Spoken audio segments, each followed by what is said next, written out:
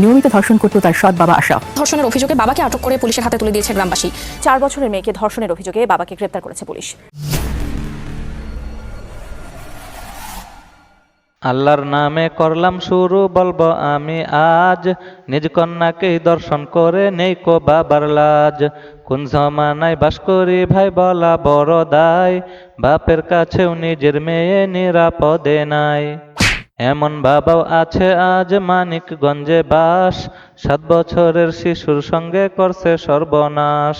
ভয়ে কাতর ছোট্ট শিশু সৎ বাবারই কাণ্ডে, মায়ের কাছেই শুই না আসেন পড়ছে কেমন ফান্দে। আব্বা আমার উপরে উঠে এমন করে ফাল পারছে, বড় মানুষের তাহানি ফাঁক হয় না কোনোদিন কোন নাগে। আমার 4 বছরের শিশুরিয়া তাহানি ফাঁক হয়ে গেছে। দাবাইতাছে মাইজা বেড়ে পায়খানা করছে, দাবাইতাছে আর চিহির পাতাছে পেট ধরে। তা আমি বলছি মা তোমার কি হয়েছে? কই আব্বু আমার এই নাগাল মা, আব্বু আমার এই নাগাল করে মানে মারছে।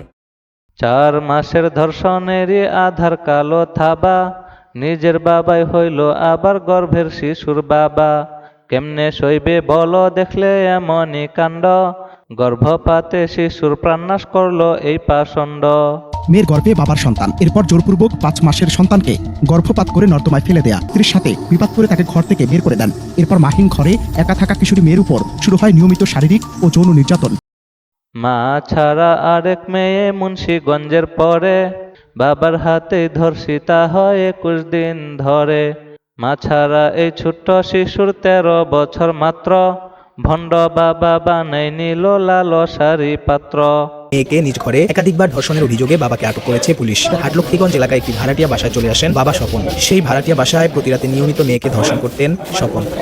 বাবার অত্যাচারে বরগুনাতে দেখো চেয়ে 4 বছরের শিশু, এই বয়সে করে কতক বিছানাতে হিসু। চরিত্রহীন বাবাই তাহার জন্য হইল কাল, মায়ের অভিযোগে বাপের হইল পরে জেল। সকালে অভিযান চালিয়ে অভিযুক্ত রফিকুল ইসলামকে গ্রেপ্তার করে পুলিশ।